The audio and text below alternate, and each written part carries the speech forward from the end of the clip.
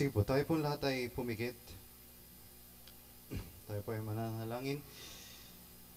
Ama naming Diyos, marami pong salamat sa araw na ito na ipinagkaloob mo sa bawat isa sa amin. Alam po namin na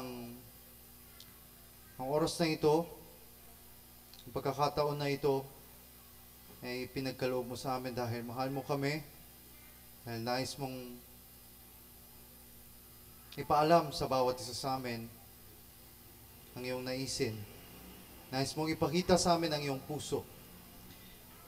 Patuloy na buksan mo ang aming mga mata, ang aming mga tenga, upang makita namin ang iyong mukha at upang marinig namin ang iyong tinig. Ikaw lamang ang mapapurihan at maitaas. Ito po ang aming dalangin sa pangalan ni Jesus. Amen.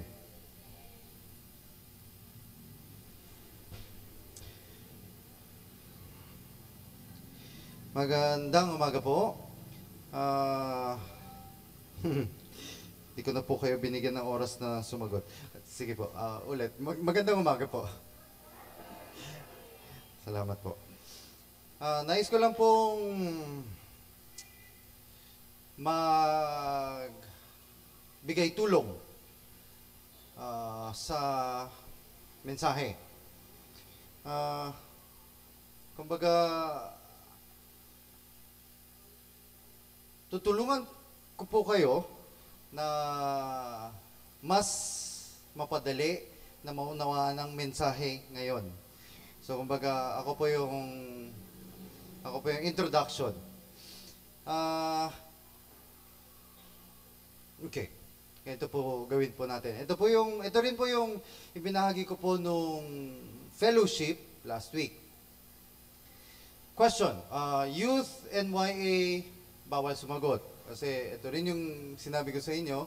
So, lahat po ng mga adults lang po ang sasagot. Ano po yung title 3 weeks ago?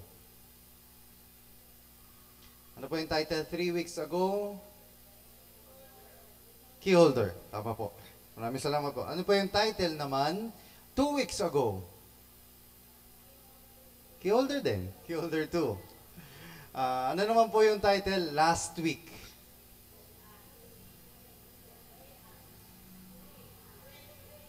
Okay, pray. Ano naman po, so,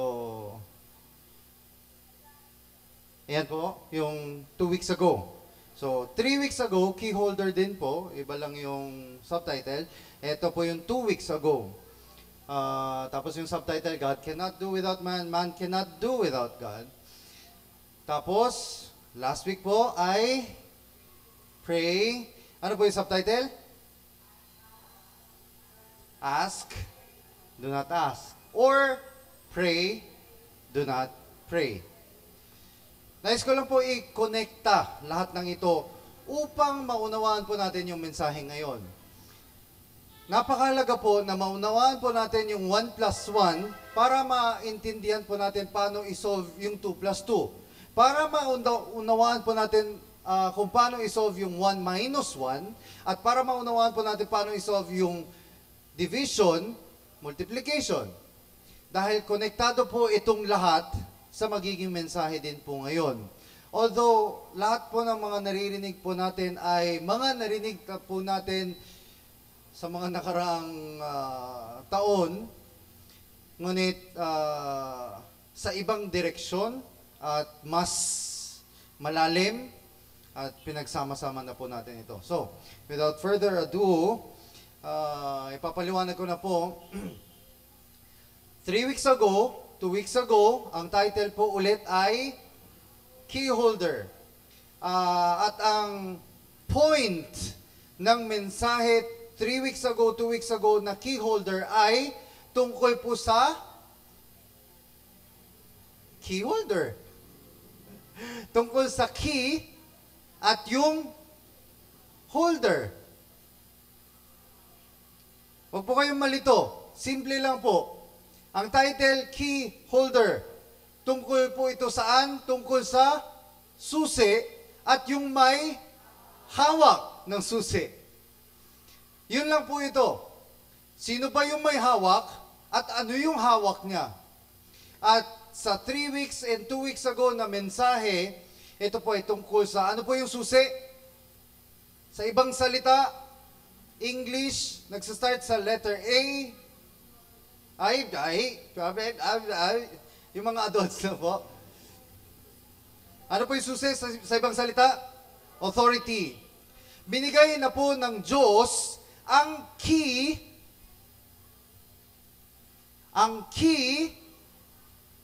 sa kanyang mga anak.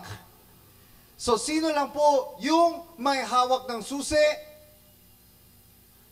Yung anak ng Diyos. Kung wala kang susi, ibig sabihin hindi ka anak ng Diyos. Kung hindi ka anak ng Diyos, wala kang susi. Kung anak ng Diyos, ikaw, ano dapat hawak mo? Hindi pera, hindi pagkain, hindi pamilya, kundi susi. Sa madaling salita, ano po yung susi? Authority. Okay, ang ibig po sabihin nito, anuman ang gawin mo, gamit ang authority na yon.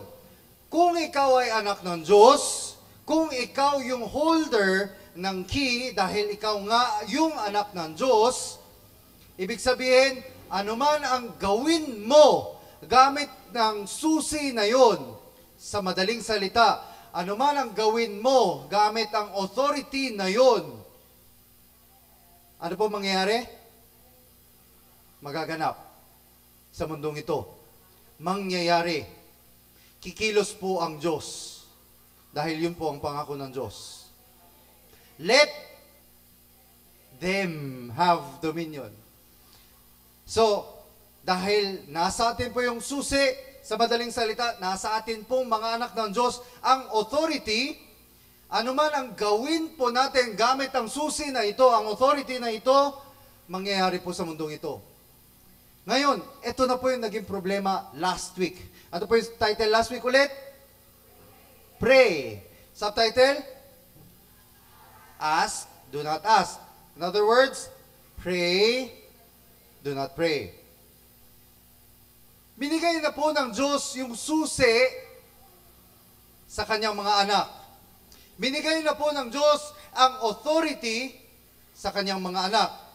Lahat po ba na nandito ay anak ng Diyos? Amen. Lahat po tayo ay nabautismohan na at anak na ng Diyos.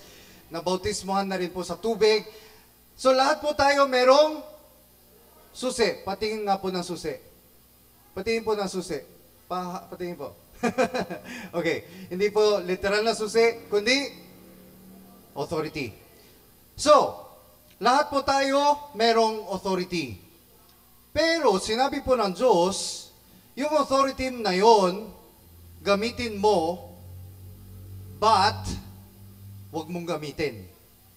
Ulitin ko po, ang subtitle last week, pray, do not pray. Ask, but do not ask. Ibahin ko po, same lang po ito. Gamitin mo yung susi, pero huwag mong gamitin. Sa ibang salita, gamitin mo yung authority, pero huwag mong gamitin. Parang sinasabi ng Diyos, kumain ka, pero huwag kang kakain. Matulog ka, pero huwag kang matulog. Ang labo po pag ganun. Hindi pa maintindihan, ano bang gusto mo? Pero, madali pong maunawaan ito sa naging scripture po last week. Ito po yung dahilan kung bakit po sinabi ng Diyos, gamitin mo, pero huwag mong gamitin. In other words, yung subtitle, ask, but do not ask. Pray, but do not pray. Dahil, ito po yun. Ano po yung dalawang elemento ng tao? Ito po ay, ang tao po ay gawa sa dust and breath of life. So, meron pong alabok, meron pong spirito. Bibilisan ko na po. Ayan po yung naging malinaw na pruweba na sinasabi po ng Diyos sa Biblia na ask, do not ask. Ang tao po ay merong physical na katawan at may spiritual na katawan. At ang tao po ay nagugutom sa physical na katawan, nagugutom din po sa spiritual na katawan, yun nga lang hindi natin nararamdaman. At sinabi po sa mensahe last week, do not ask, yung do not pray at yung do not ask ay tungkol po sa laman, physical na katawan. Pero yung ask ay tungkol sa spiritual na katawan, spiritual na bagay. Colossians chapter 3 verse 2, set your minds on things above, not on earthly things. Malinaw din po na sinabi ulit, hindi lang sa lumang tipan sa Genesis, kundi ganun din sa Colossians na huwag kang titingin sa mga bagay sa mundong ito, sa mga makamundong bagay, kundi set your eyes on heavenly things. Tapos, sabi rin po sa Colossians chapter 3 verse 5, put to death, therefore, whatever belongs to your earthly nature. Okay.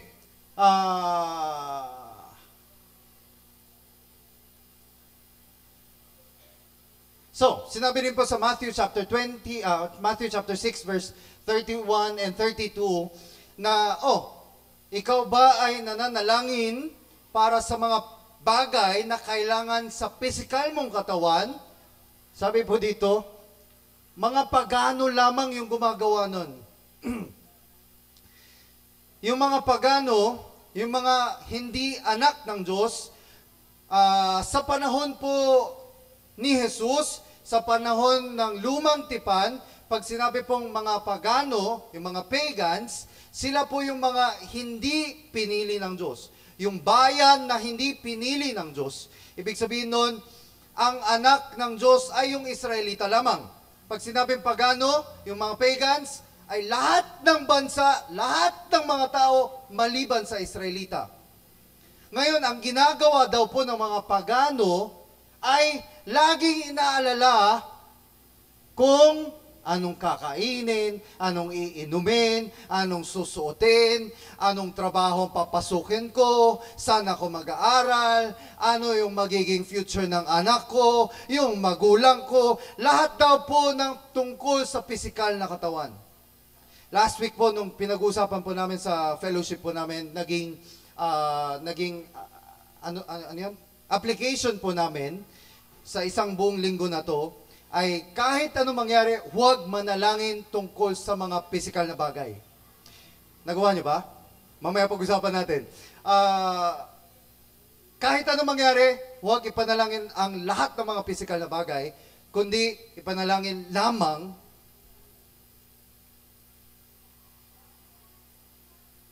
yung purpose ng Diyos, yung kaharian ng Diyos, yung nais ng Diyos. Kumbaga, parang ganito po, kailangan ko nang umuwi, biglang umulan, wala akong payong, ano pong ipapanalangin po natin? Sana po tumigil yung ulan, kahit sandali, kahit makauwi lang ako, para lang po hindi ako mabasa. O kaya may magbigay ng payong sa akin.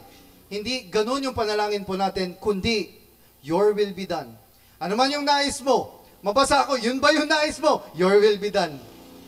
Hindi ko ipapanalangin kung ano yung kailangan ko sa physical kong katawan, kundi patuloy ko ipapanalangin na maganap ang nais mo sa mundong ito. Matthew chapter 6 verse 33. Seek first the kingdom of God and His righteousness. And all these things will be given to you as well. Alam po ng ating Diyos at siya ay ating Ama. Alam po ng ating Ama, paborito ko po yung verse sa Bible na His eye is on the sparrow. Yung mata ng Diyos ay nandun sa mga ibon. Yung mga maliliit po na ibon, yung mata niya nandun nga sa mga ibon, paano pa kaya sa ating mga anak? Sobrang gusto ko po yung verse na yun. At sinasabi po dito, seek first the kingdom of God and His righteousness, and all these things will be given to you as well. Ikaw ay anak ng Diyos. Siya ang ating Ama. Alam niya lahat ng pangangailangan natin. Alam niya na hindi mo gusto na mabasa sa ulan. Alam niya na, na wala ka nang makakain mamayang gabi. Alam niya na wala kayong pera pangbayad ng kuryente bukas. Alam niya lahat yon. Pero sinabi niya, huwag mong hihingin yon, kundi seek first His kingdom and His righteousness. Pag ginawa mo yon, kapag ginawa mo yon, kahit hindi mo hingin sa akin yung mga pangangailangan mo, all these things will be given to you as well. Pray for His kingdom come, His will be done. Your kingdom come, your will be done. Mari po ba natin sabihin sabay-sabay? Your kingdom come, your will be done. Hindi yung gusto ko, hindi yung pera, hindi yung kalusugan ng pamilya, hindi yung future ng ating pamilya. Ulitin po natin, your kingdom come, your will be done. Kaya nga po sabi po sa Matthew chapter 6 verse 9 and 10, and this is how you should pray. Our Father in heaven, hallowed be your name, your kingdom come, your will be done. Matthew 6 chapter 33, seek first the kingdom of God and His righteousness, and all these things will be given to you as well. Lahat po ng anak ng Diyos binigyan po ng susi. Sa madaling salita, lahat ng Diyos binigyan po ng authority. Ano po ibig sabihin nun? Authority na kahit anong ipanalangin mo sa mundong ito, magaganap. Kikilos ang Diyos, utusan niya lahat ng kanyang mga anghel upang gumawa sa mundong ito. Pero sinabi pa rin ng Diyos, pwede mong gamitin yung susi, pwede mong gamitin yung authority mo, kasi binigay ko talaga yan sa'yo. At yun yung batas na itinayo ko sa mundong ito. Pero, yung susi na binigay ko, yung authority na binigay ko sa'yo, huwag mong gagamitin para sa iyong sarili, para sa iyong physical na katawan, kundi gamitin mo pa rin para sa akin. For my kingdom, for my glory, for my will. Yun po yung ibig sabihin ng ask, but do not ask. Pray, but do not pray. Naunawaan po ba natin? So susi, may tagahawak, tayo po yun. Yung susi na yun ay authority. Yung susi na yun ay authority sa panalangin. Pero sinabi ng Diyos, huwag kang mananalangin. Huwag mong gagamitin yung authority na yun para sa mga pangangailangan mo sa physical na katawan, kundi para sa nais lamang ng Diyos. Amen po? Hanggang dito lang po. Tawagin ko na po si Pastor.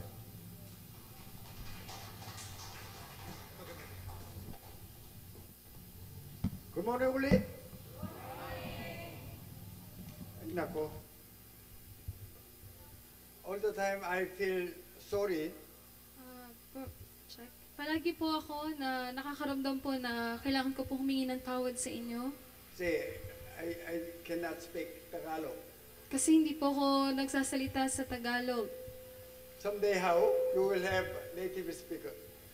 Balang araw po, magkakaroon po kayo ng tagapagsalita ng lingwahe po ninyo. Anyway, instruction is also important. At ito po ay napakahalaga Why we need to pray. kung bakit po natin kailangang manalangin. Not for our needs, Hindi po para sa ating mga pangangailangan, only for the purpose of God. kundi para lamang po sa layunin po ng Diyos. Without man, God cannot do. Na kung wala ang tao, hindi po makakikilos ang Diyos. If you will not pray, His will be done. He cannot do anything. Kung hindi ka mananalangin na maganap nawa ang kanyang nais, wala po siyang magagawa. That's why when you will not pray, God will, for someone will pray. Kaya kung ikaw hindi ka mananalangin, ang Diyos maghahanap po siya ng mananalangin. Then, this was the last week, the last slide. At nung nakaraang linggo, ito po yung huling slide. Our purpose actually for our own needs of natural body. At sa katunayan, yung sarili po nating layunin, ito po ay patungkol sa lahat ng kailangan ng ating katawan. What we are desiring to have is all bad matters. At lahat po ng ninanais natin na magkaroon po tayo, yun po lahat ay mga masasamang bagay. Also, God said, don't pray for our needs. At sinabi rin ng Diyos, huwag kayong manalangin para sa inyong mga kailangan. The last verse of Matthew chapter 6 said, Yung huling verse po sa Mateo chapter 6, don't worry for tomorrow. huwag niyong alalahanin, huwag kayong mag-alala para sa kinabukasan. Let tomorrow worry about. Hayaan niyo na yung umaga, yung mag-alala sa Kanya. What does it mean? Tomorrow is the one who will worry? Ano po ibig sabihin nun? Na hayaan ninyo na yung umaga, yung mag-alala sa umaga. But you don't need to worry. Pero ikaw, hindi mo kailangang mag-alala. Original context is, the owner of tomorrow will take care of everything. That's why no need to worry. Yung original po na konteksto ay kung sino man yung nagmamay-ari ng bukas o ng umaga, siya po yung mag-aalaga o bahala sa lahat. But English, don't worry for tomorrow, but let the tomorrow worry about. Pero sa English nga po na huwag kang mag-alala para sa bukas, hayaan mo na siya yung mag-alala. But original context, as I told you, the owner of tomorrow. Who is the owner of tomorrow? Pero sa original na konteksto nga po, tulad ng sinabi ko sa inyo, sino man yung nagmamay-ari nung bukas na yon? Sino po yung nagmamay-ari? He the one will take care of you. That's why you don't need to worry. Siya po ang siyang mag-aalaga sa inyo, kaya hindi niyo na po kailangang mag-alala. Once again, children, they never worry about anything about home or house or family. At minsan pa po, yung mga anak, kailanman hindi sila nag-aalala tungkol sa bahay o anumang meron sa tahanan. Even parents have no money, then when they need the money, they will reach out their hands. At kahit pa walang pera yung kanilang magulang, basta kailangan nila ng pera, hihingi pa rin sila sa kanilang magulang. They trust their parents. Dahil pinagkakatiwalaan nila yung kanilang So our magulang. Father will take care of us. At yung ating Ama, siya po ang mag-aalaga po sa atin. That's why if you worry, meaning you don't trust God. Kaya kung ikaw po ay nag-aalala, ibig sabihin nun, hindi ka nagtitiwala sa Diyos. That's why the biggest sin, one of the biggest sin is worry.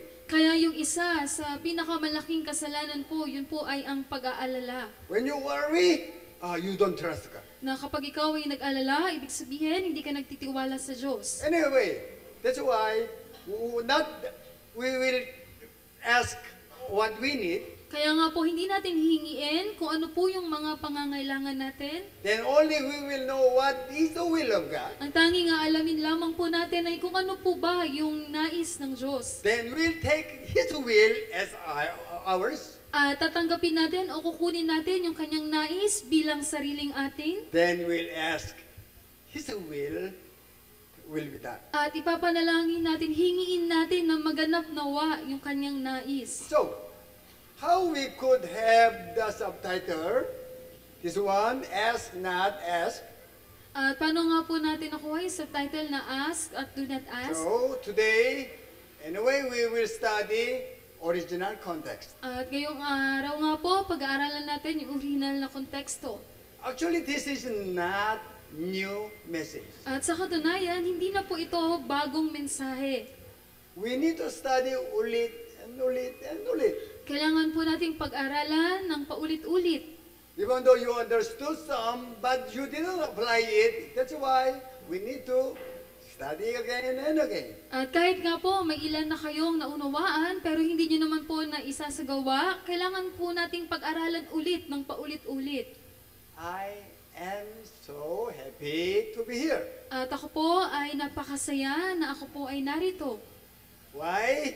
We understood the Word of God. Bakit po? Dahil naunawaan po natin ang salita ng Diyos. So, as I told you, we'll study original context of ask but not ask. Tulad ng sinabi ko, pag-aaralan natin yung original na konteksto ng humingi at huwag kayong humingi. Okay, we read it. That's it. Go. In that day you will no longer ask me anything. Very truly I tell you, my Father will give you whatever you ask in my name. Okay, then 24. Until now you have not asked for anything in my name. Ask and you will receive, and your joy will be complete. I have very bad attitude. Meron po akong masamang ugali.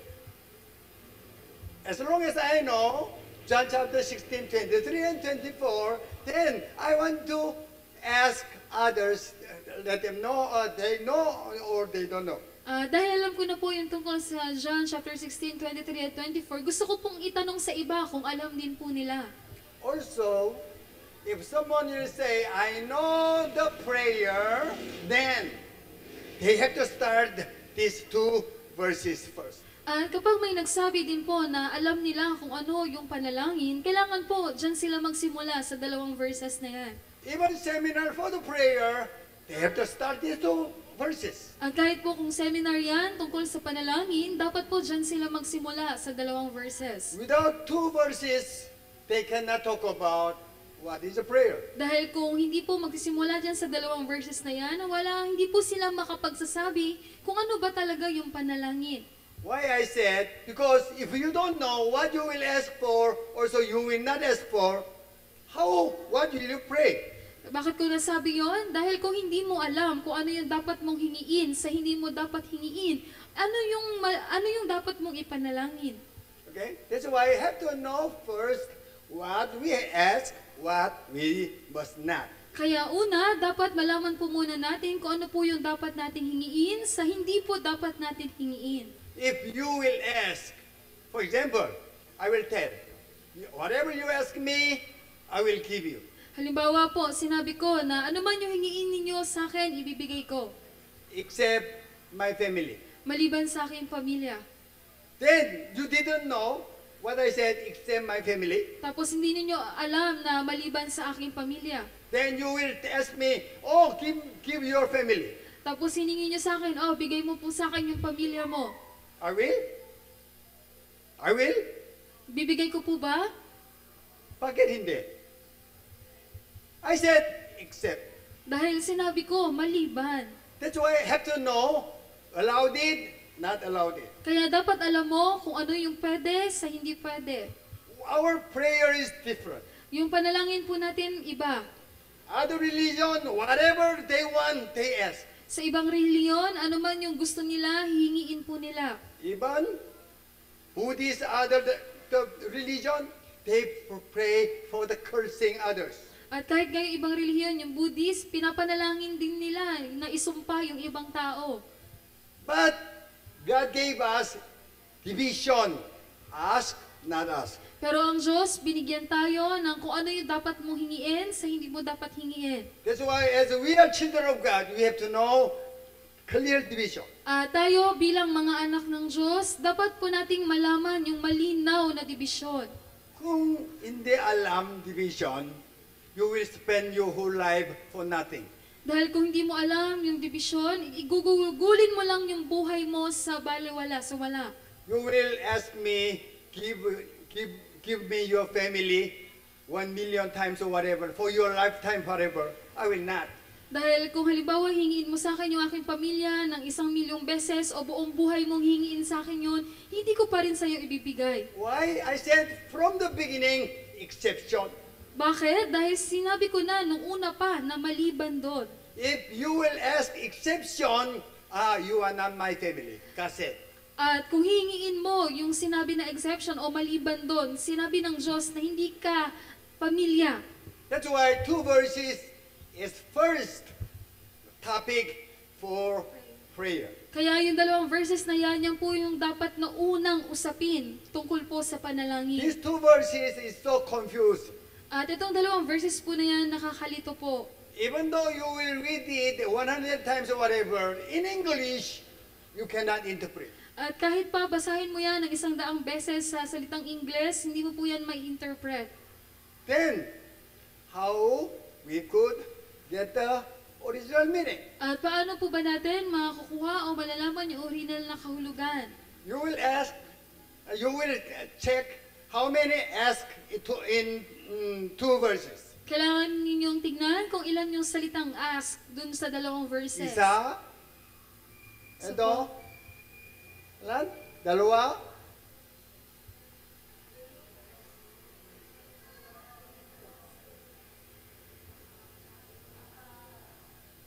hindi alam counting. Okay, thank you. So, in English, ask. Sa salitang Ingles po, ask. This is what connected with ask but not ask. Ito po yung may koneksyon sa ask, hingiin ninyo, sa hindi ninyo hihingiin. As I told you, this is not new, actually. Tulad ng nasabi ko na sa inyo, hindi na po ito bago. But most of us knew it already. At halos lahat po sa atin, alam na po yan. But still, I will tell you some other more matters. Pero may sasabihin pa po ako sa inyo ang iba pang mga bagay. Also, why is so important? At kung bakit po ito mahalaga? Because prayer is connected with the fulfilling His will.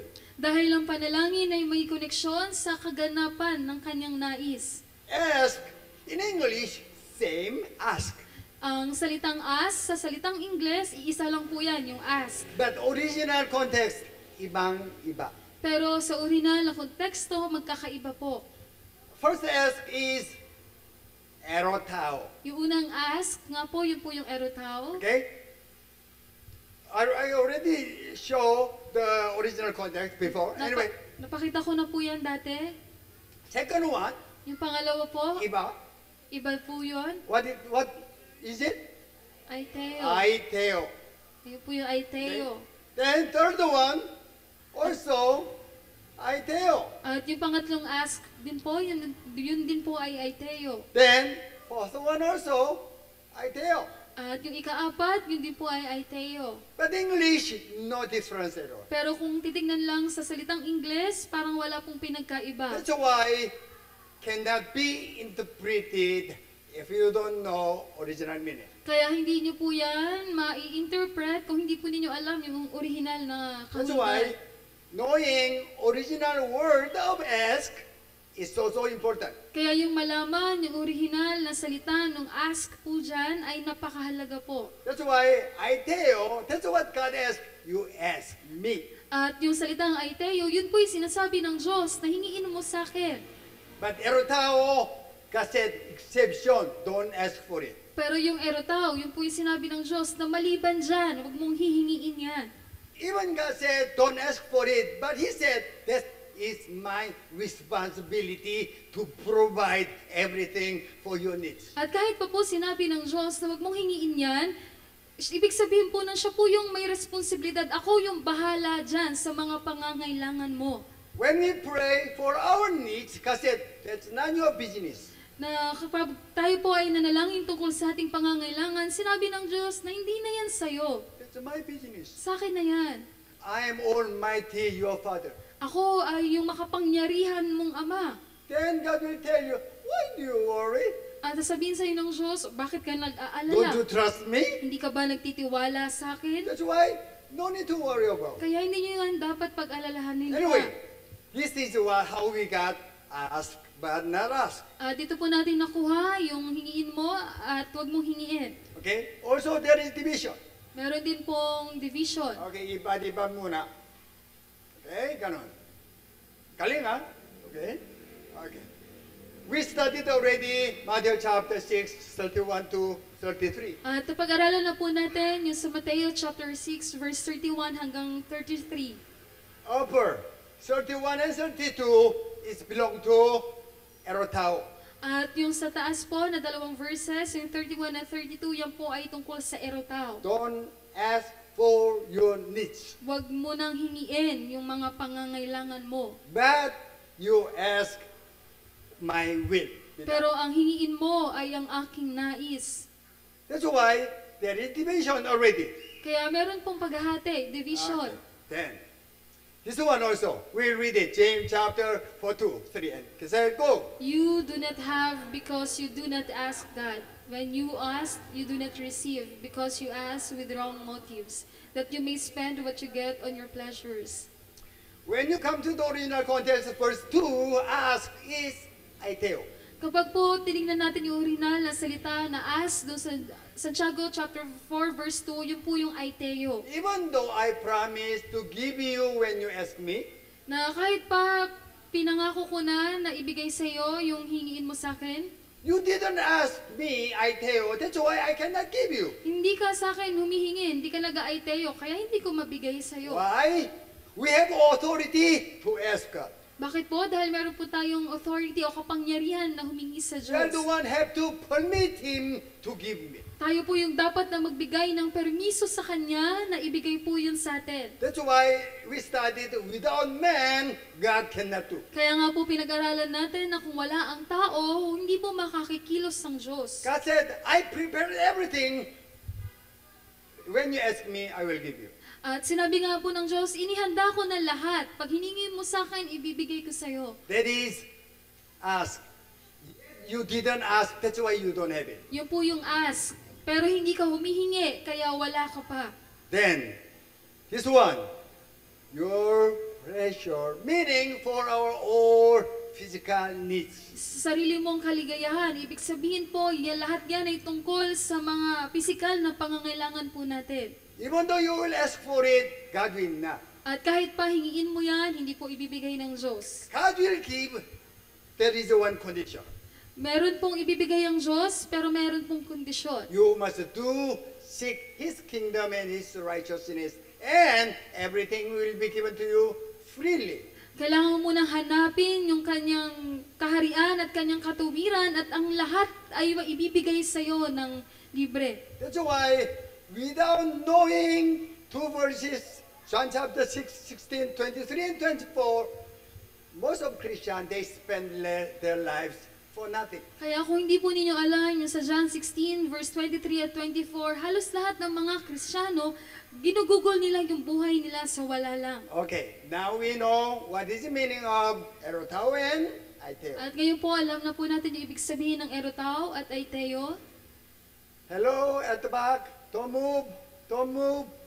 Don't move. Listen. Okay. We'll ask 16, 23, and 24. We will, Okay, therefore, ask. meron pong apat na ask. Can you see it? Nakikita niyo po ba? Some have no,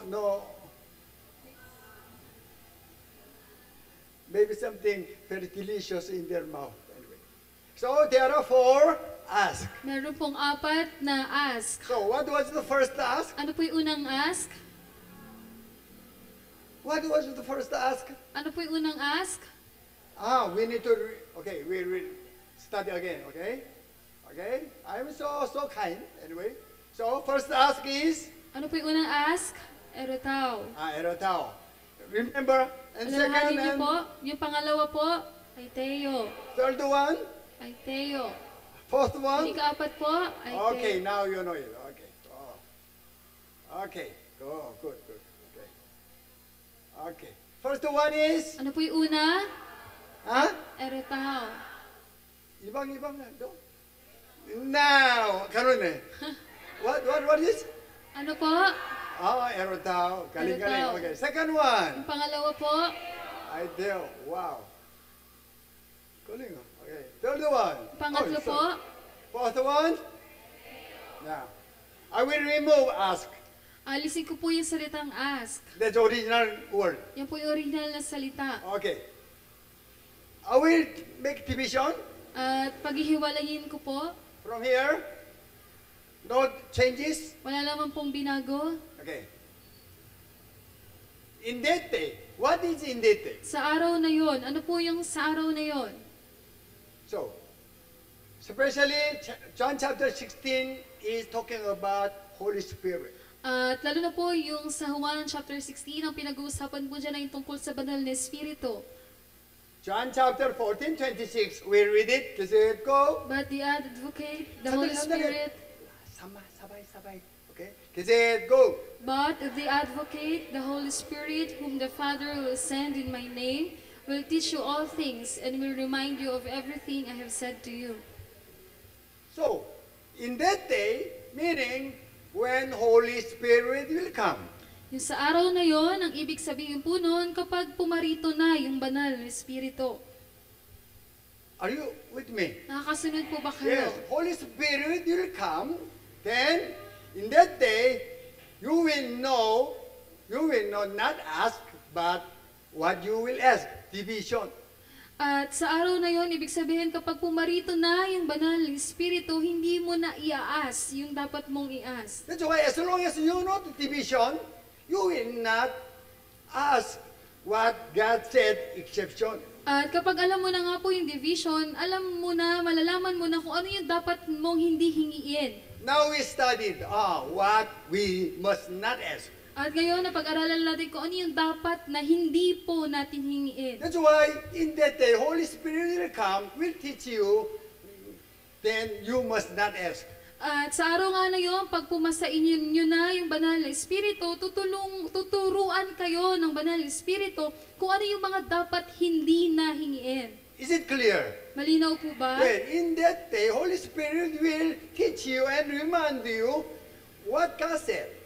At sa araw na yon, ibig sabihin nga po na ang banal na Espiritu, tuturuan kayo, ipapaalala sa inyo ang lahat ng sinabi ng Diyos sa inyo. That's why without Holy Spirit, you have no assurance of salvation. Even also, you don't know what you have to pray. Kaya nga po kung wala ang banal na Espiritu, wala ka pong kasiguraduhan ng iyong kaligtasan at hindi mo rin alam kung ano po yung dapat mong ipanalangin. When Holy Spirit will come, you will know what God told you don't ask for. That's why you will not ask Erotao. Kapag bumaba nga po ang banal na Espiritu, siya po ang magtuturo kung ano po yung dapat na hindi hingiin. Yun po yung erotao. So, what God said, what I ask you to ask me. At ano nga po ba yung sinabi ng Diyos na dapat po ninyong hingiin sa Kanya? That's what? I tell. Yun po yung aiteo. God put division and this portion you must ask. Naglagay nga po ng hati ang Diyos na itong bahagi na to, ito lang yung hihingiin ninyo. When we pray, we used to put in the name of Jesus, we pray. At kapag tayo nga po ay nananalangin, madalas sinasabi natin sa pangalan ni Jesus, ito po ang aming panalangin. That's why during the DT, if we will not put in the name of Jesus, end of our prayer, God will listen or not. Kaya nga po sa DT, may tanong doon na kapag sinabi natin, kung wala tayong sinabi na sa pangalan ni Jesus, sa pagtatapos ng ating panalangin, didinggin pa rin po ba ng Diyos yung ating panalangin? Anyway, in the name of Jesus, in my name, is that all list of ITEO. At sa pangalan ni Jesus o sa aking pangalan, nakapaloob po doon lahat ng listahan ng aiteo. When you put in the name of Jesus, then you check. What I ask for is ITEO or Erotao. Kapag binanggit niyo po sa pangalan ni Jesus, kailangan ninyong balikan yung pinanalangin ninyo, suriin ninyo, yung idinalangin ko ba, yung ba ay Erotao o aiteo? Diba? When you do something, you will check finally, tama ba or mali? Di ba po, pag may ginawa po kayo, sa huli, titignan po ninyo, tama ba yung ginawa ko o mali? If you ask, ITEO lang, then you will check by, in the name of Jesus, list of, then you will say, Amen. At kapag ang pinalangin mo ay aiteo lang, tapos sa huli, isusuriin mo yon at sasabihin mo sa pangalan ni Jesus. Amen. That's why ulit, prayer is not asking what we need. At muli po, yung panalangin, hindi yan paghingi ng tungkol sa ating kailangan. God gave us very clear division. Ang Diyos, binigyan tayo ng malinaw kung ano po yung hati. That's why we have to know what is ITEO and what is Erotao. Kaya dapat po natin malaman kung ano po yung aiteo, ano po yung erotao. Ulit, again, we already studied what is the meaning of in that day. At muli po, napag-aralan na po natin kung ano po ibig sabihin ng in that day o sa araw na yun. What is the meaning of in that day? Ano po ibig sabihin nun? Holy Spirit will come. Yes. Kapag bumaba po yung banal na Espiritu. Jesus is the one talk to the disciple. Si Jesus, kinakausap po niya dyan yung mga disipulo. That's why Jesus didn't die yet. At si Jesus nga po, hindi pa siya dyan namamatay. Of course, Holy Spirit didn't come down yet. At syempre po, yung banal na Espiritu, hindi pa rin po bumababa. That's why Jesus said, in that day. Kaya nga po, ang sinabi ni Jesus sa araw na yon. We'll read it inside square. Kasi ko. In that day, you will not ask what I asked you, not ask me. Another? Okay, In that day, you will ask what I asked you, ask me. clear. Malinaw po ba? Clear po ba? Yes. Ulit. Then I will continue. Okay. It's another explanation. Okay, we'll read square. Kasi ko. Holy Spirit will come. He will tell you. Hindi lahat. Some have no bibig. Okay. What you not ask, what you will ask. Very clear. Malinaw po ba? Clear. Yes. Even elementary, they could understand it. Why not? Kahit po mga elementarya, maiintindihan po nila yan. Okay. I made it already. So, until now, At hanggang ngayon, I put already explanation. nilagay ko na rin po yung kapaliwanagan. Because until now, Holy Spirit didn't come down. Dahil hanggang ngayon, hindi pa bumababa yung banal na Espiritu, That's why you didn't know what is Aiteo. kaya hindi nyo pa alam kung ano yung Aiteo. We read it. Kasi ko. Holy Spirit did not tell Not tell you what you must ask, Aiteo. Sandali. Ulit. I will palpabig. Muna. Okay. Square. Read it. Kasi ko. Until now, Holy Spirit did not come. Okay. Holy Spirit did not tell you what you must ask, Aiteo. That's why until now, you didn't know what you have to ask for. Kaya hanggang ngayon, hindi nyo pa rin alam kung ano yung dapat ninyong hingiin. That's why you didn't ask Aiteo. Kaya hindi kayo humihingi ng Aiteo. Clear. Malinaw po ba? We read it. Kasi ko. You did not know what must ask. And then, kasi ko. That's why you have not Aiteo. Very simple. Makasimple lamang po. Very simple. So, before you go out, I will ask you one by one. Okay? And then, Bago po kayo umuwi, tatanungin ko po kayo isa-isa. I will play. Okay? Lalaruin ko lang po. Baba muna. Okay. Then, okay, ganon. Lipat. Only I change some positions lang. Binago ko lang po yung posisyon po ng iba. Dapat ganon. Dapat po ganyan. As I told you, Bible is secret. Tulad ng sinabi ko po sa inyo, yung Biblia, sikreto po yan. But it's open to everybody. Pero yan po ay bukas para sa lahat. If Holy Spirit will not teach you, nobody can understand. Kung ang banal na Espiritu hindi kayo tuturuan, wala pong sino man That's yung why makakaunawa. sometimes it was twisted. Kaya minsan po na twist po siya. That's why I arranged again. Kaya inayos ko po ulit. Okay? Listen and watch carefully. Makinig po kayong mabuti at tignan nyo rin po ng mabuti. Now we can interpret correctly. Ngayon po, ma-interpret na natin ng tama. Read it, kaset ko. Until now, or Holy Spirit did not come, you have not Aiteo for anything in my name. Holy Spirit didn't come, didn't teach you what you have to ask for. Yung banal na Espiritu hindi pa bumababa, kaya naman hindi pa kayo natuturuan kung ano yung dapat po ninyong hingiin. Are you with me? Nakakasunod po ba? Yes, yes. That's a 24. Yan po yun sa verse 24. So I will tanggal original. Tatanggalin ko po yung original. No changes at all. Wala pong binago.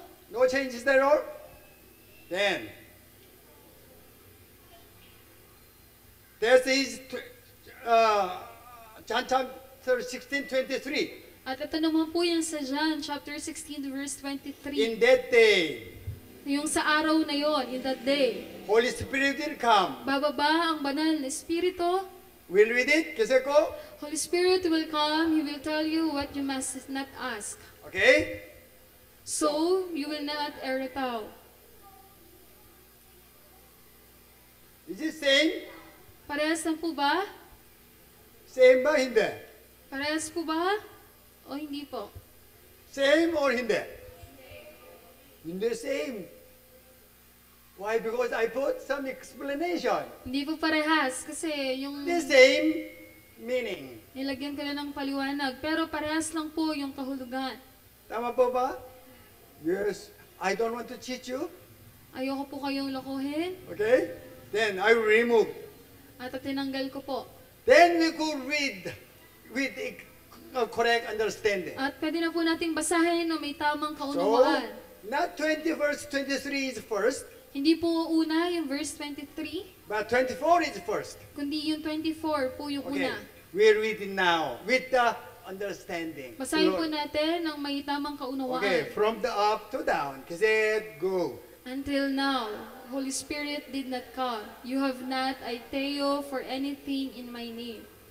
Holy Spirit will come. He will tell you what you must not ask, so you will not erotao.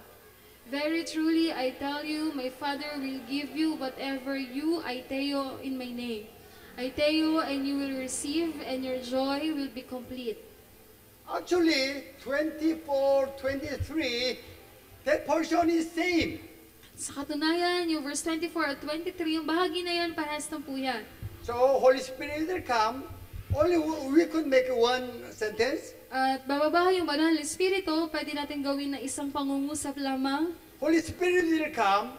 You will know what is aiteo and erotao. na bababa ang banal na Espiritu at malalaman mo kung ano yung aiteo at erotao. Then you will pray correctly. Aiteo lang, not erotao. At ikaw ay mananalangin na ng tama na aiteo lang at hindi erotao. Then Baba very truly tell you meaning, yes, that's what God promised to you. At sa babae na tunay nga na sinasabi ko sa inyo, oo, ito yung pinangako sa inyo ng Diyos. He's the one promised to us first. Na siya muna yung nangako sa atin. We didn't ask Him to give us. Hindi natin hiningi sa Kanya na ibigay yun sa atin. God cannot change Himself. At ang Diyos, hindi niya pwedeng baguhin yung sarili He niya. is faithful. Siya po ay tapat. That's why truly I tell you, Father in heaven will give you when you ask aiteo. Kaya nga po, tunay na sinasabi ko nga sa inyo na ang Ama ibibigay niya anuman yung iaiteo ninyo. The last portion, aiteo, and you will surely receive. At yung sa huling bahagi nga, kayo ay humingi, aiteo, at tiyak na kayo ay makatatanggap. And your joy will be complete. At ang inyong kagalakan ay magiging lubos. So clear now. Malinaw na po ngayon. That's why our church are so blessed. Kaya nga po yung ating iglesia, ating simbahan ay We mapalad. know already what is aiteo and erotao. Alam na po natin kung ano yung aiteo at erotao. That's why also we know aiteo is not for our own, but for His will. At alam na rin po natin na ang aiteo hindi yan tungkol sa atin, kundi yun po ay para sa kanyang nais. Prayer still not as for our needs, Patuloy po ang panalangin, hindi po yan paghingi tungkol sa ating mga pangangailangan, prayer is only to fulfilling His purpose and His will. kundi ang panalangin ay para lamang sa katuparan po ng kanyang layunin at nais. Okay, let us all stand please. We have today Holy Communion. At ngayong araw po, meron po tayong banal na komunyon. Jesus died on the cross. Si Jesus po ay namatay sa krus. Not only forgive our sins, Hindi lamang po para sa kapatawaran ng ating mga kasalanan, but also teach us what is erotao and aiteo. kundi upang turuan din po tayo kung ano po yung erotao at aiteo. He suffered on the cross. Siya po ay nagdusa sa krus. As we know, that's why we are saved. Yun po yung ang nalalaman natin, kaya nga po tayo ay naligtas. Also, that's what we have to remember all the time. At yun din po yung dapat nating alalahanin palagi.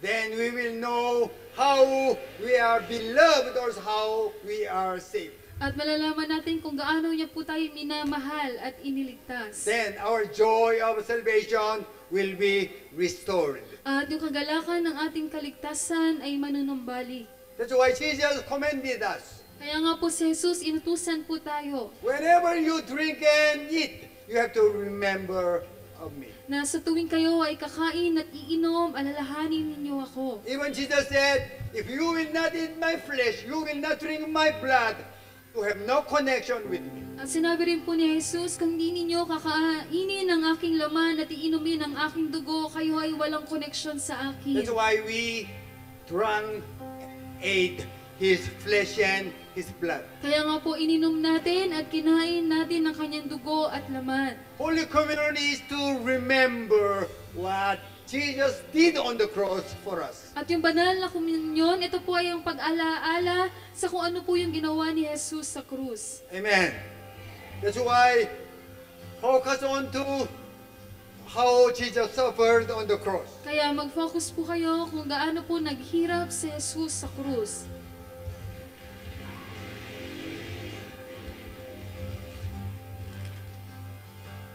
Bread is symbol of body of Christ. Ang tinapay nga po ay ang simbolo ng katawan ni Kristo.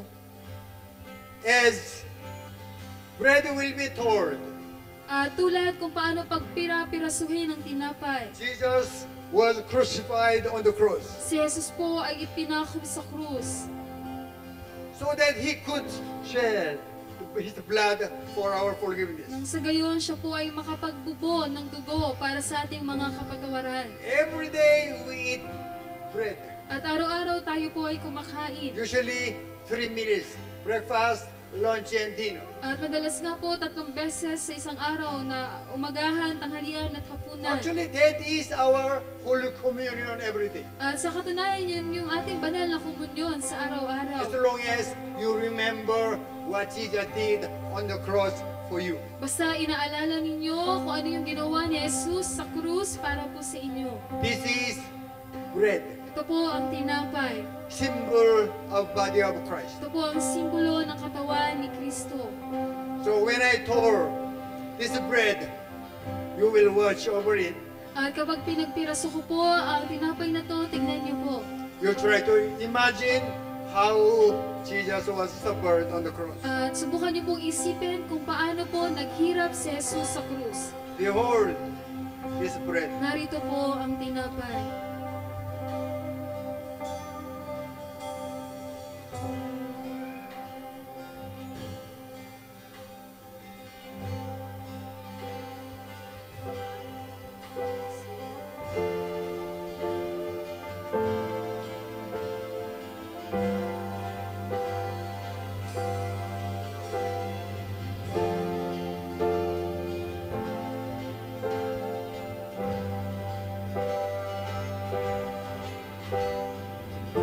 Come forward and take a bread. Pumunta na po kayo sa harapan at kumuha ng tinapay. Oh Father! Oh Father!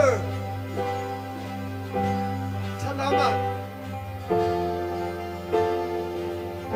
How you are mindful of us! We are wicked! We are dust! How you are mindful of us! How you kill only your son on the cross! That's how you prove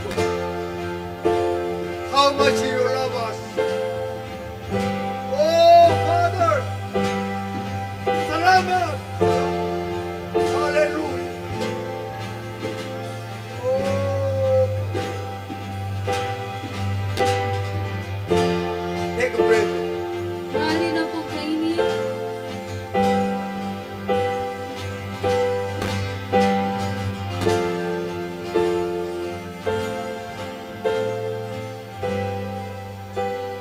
In the same way, At ganun din naman, he took the cup. kinuha niya ang saro. He said, this is my blood for you. At sinabi niya, ito ang aking dugo para sa inyo. And gave them thanks to the Father. At siya po ay nagpasalamat sa Ama and gave to his disciples. At ibinigay niya sa kanyang mga disipulo. Drink it. Inumin ninyo. Whenever you drink, Sa tuwing inumin niyo ito, remembrance of me. alalahanin ninyo ako. Behold this cup. Narito po ang saro.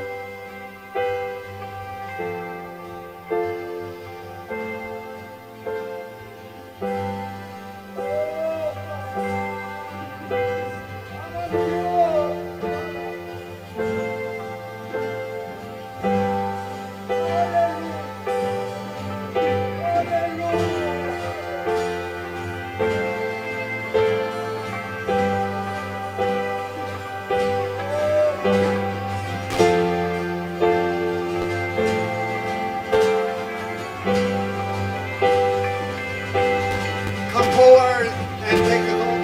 Kaya po kayong kumuha Oh, at inumin. hallelujah. Hallelujah. Father, we glorify you. We love you, Father.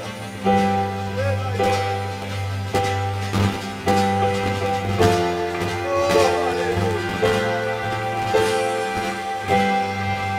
I declare how great you are, Father.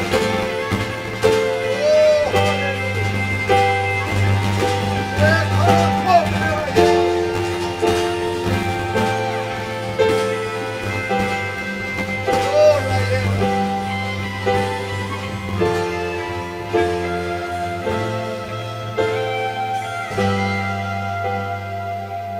let us drink. Maaari na po nating inumin.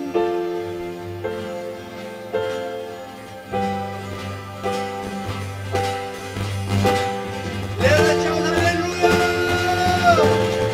Hallelujah! Karaya! Karaya! Oh, Father! Salamat! Salamat! Karaya! Karaya! Oh! Hey! Oh, Karaya!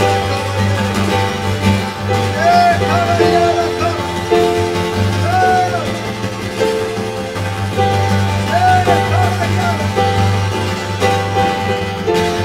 Hey, Karaya!